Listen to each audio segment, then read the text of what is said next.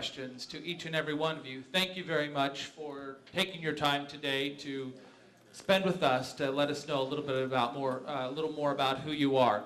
We are going to enter the last phase of this. Thank you. Well, the person who's going to be the nominee to run for the Senate has a couple of tasks.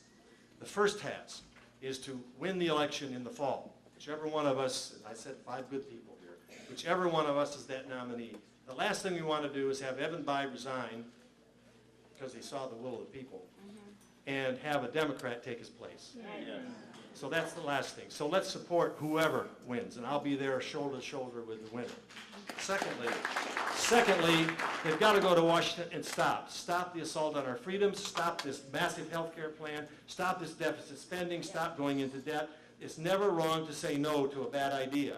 But the third thing is we have to come forward with constructive solutions, solutions that Republicans, independents, and yes, disillusioned Democrats will rally around so that we have this mandate to go forward and turn this country around and change this country. I would love to be that person.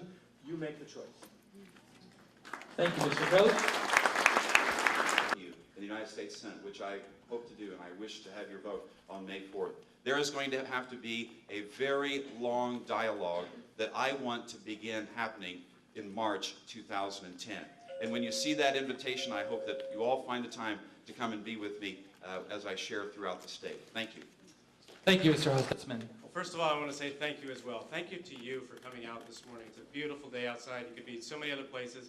But I think it shows the interest, and not only that, the concern that people have here in Indiana about the future of our country.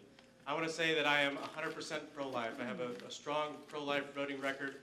I have 100% voting record with Indiana Right to Life. I am pro-Second Amendment. I have an A rating with the NRA, and I would not have voted for the assault weapons ban and the Brady gun control bill. I believe that the Second Amendment is very important. It's the teeth that we have in the Constitution. And I believe that it's also important that we send a full spectrum conservative. I'm telling you folks, Brad Ellsworth, who's probably going to be the Democrat nominee, is pro-life, he's pro-gun, he is also a energetic, well-funded candidate. And we got to have someone out there who's going to take and work hard. We've traveled over 21,000 miles around the state of Indiana already, and we have learned so much because if you come back to the people, that's where the answer is at. Yeah.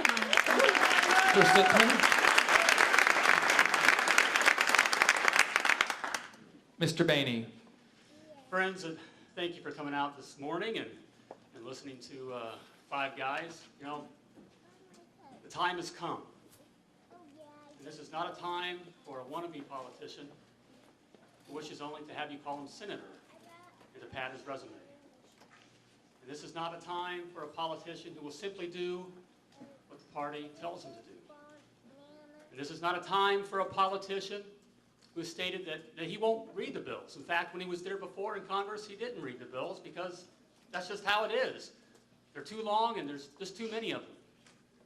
And this is certainly not a time for a politician who will work not in the best interest of Hoosiers, but will work for his best interest, in the best interest of his lobbying buddies, and then take the first flight to North Carolina. This is a time for bold, constitutional citizen representation. On May 4th, I ask that you stand with me. My name is Richard Boehne. I'm a conservative Hoosier American. I ask that you Thank you, Mr. Boehne. Thank you very much. Mr. Bates. Doctor, thank you. Thank you for your kindness today, your courtesy. Very much appreciated. Thank you for showing up today. Ladies and gentlemen, I would submit to you that the United States of America stands at a crossroads. And I believe down one path is a European socialistic state. I believe down the other path is Reagan's shining city on a hill. If you will elect me to be your United States Senator, I promise you that I will lock arms with good men like my Congressman Mike Pence, and I will do everything in my power to lead that charge to Reagan's shining city on a hill. And here's how we'll know we've been successful. 6 years from now, I'll be able to look you in the eye, look Amy and Trey and Blake in the eye, and say, because we stood up in 2010 and made a difference, the United States of America is still the land of the free and the home of the brave. Ronald Reagan said, "Let it be sure that those who come after us will say of us in our time that we did the best we could do, that we kept the faith, that we finished." You can just head back right that direction there. We'll be finished in 5 minutes. If everyone could just sit right back down, we'd appreciate that. We'll be finished in 5 minutes. Candidates, if you'd be willing to head back to the kitchen and shake hands so that we can finish up what we want to do here. Okay, guys. We have a mic? All right. All right, just give you a quick little thing here. To have a chance to talk to them.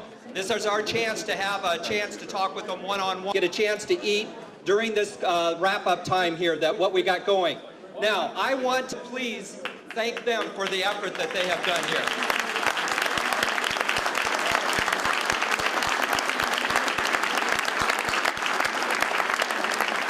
The time has come for us.